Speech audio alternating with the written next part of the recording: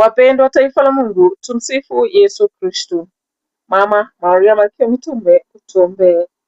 Karibu kwa masomo ya misa takatifu Dominika ya 13 katika kipindi cha kawaida. Tuko mwaka A. Somo katika kitabu cha pili cha Wafalme, sura ya 4 mstari wa 8 hadi 11, kisha mstari wa 14 hadi 16. Ikawa siku moja Elisha alifika Shunemu, ambapo alikuwepo mwanamke mmoja mwenye uwezo, ambaye alimsihi sana kula chakula kwake. Tangu siku ile, ila alipopita njia ile, aliingia kwake na kula chakula. Akamwambia bwana wake, tazama, nimetambua kuwa mtu huyu anayepita kwetu kila mara ni mtu mtakatifu wa Mungu. Basi tumtengenezee chumba kidogo ghorofani, na tukamwekee humo kitanda na meza na kiti na taa, naye anapokuja kwetu atakaa humo. Siku moja Elisha alifika huko, akaingia katika chumba kile, akalala humo usiku kucha. Kisha Elisha akauliza mtumishi wake Gehazi, tunaweza kumfanyia nini? Gehazi akajibu, hakika hana mwana na mume wake ni mzee. Elisha akasema, mwite. Alipoitwa akasimama mlangoni. Elisha akamwambia, mwakani wakati kama huu utamkumbatia mwana. Neno la Bwana. Tumshukuru Mungu. Zaburi ya kuitikizana. Zaburi sura 89 mstari wa 2 hadi 3, 16 na 17, 18 na 19. Maneno ya kiitikio. Fadhili za Bwana nitaziimba milele. Fadhili za Bwana nitaziimba milele. Fadhili za Bwana nitaziimba milele. Kwa kinywa changu nitajulisha vizazi vyote uaminifu wako.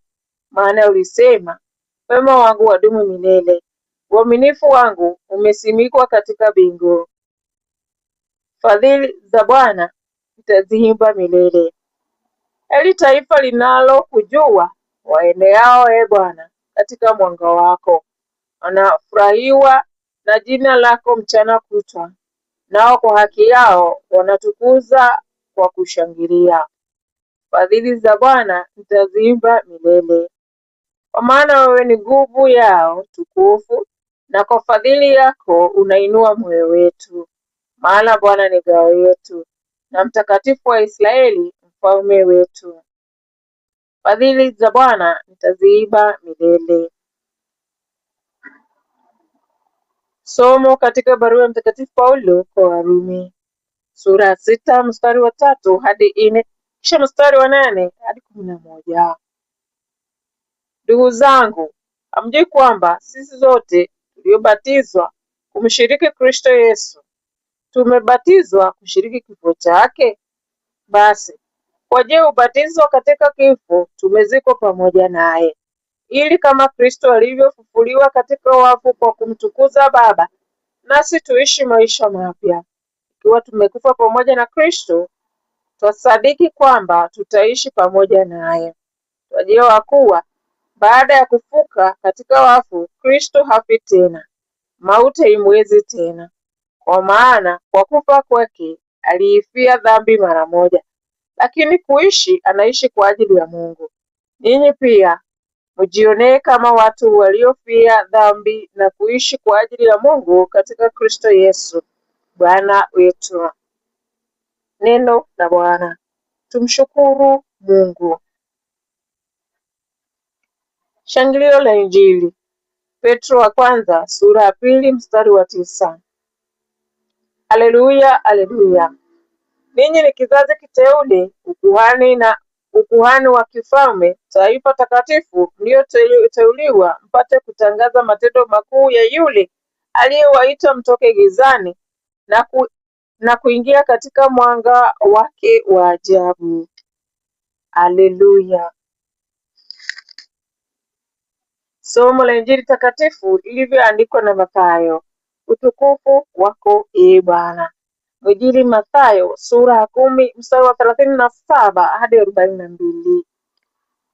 Wakati ule Yesu aliwaambia wafuasi wake, ampendaye baba au mama kuliko mimi hafai kwangu, na ampendaye mwana au binti kuliko mimi hafai kwangu. Kadhalika, aliyechukua msalaba wake kanifuata hafai kwangu. Atafutaye kuokoa maisha yake atayapoteza, bali apotezaye maisha yake kwa ajili yangu atayapata. Awapokeaye ninyi anipokea mimi, anipokeaye mimi ampokea yeye aliyenituma. Ampokeaye nabii kwa kuwa ni nabii atapata tuzo yake nabii. Ampokeaye mtu mwadilifu kwa kuwa ni mwadilifu atapata tuzo ya uadilifu. Na yeyote ampaye mmojawapo wa wadogo hawa kikombe cha maji baridi, kwa kuwa yeye ni mfuasi, amin nawaambieni, hatakosa tuzo yake. Injili ya Bwana. Sifa kwako, Kristo.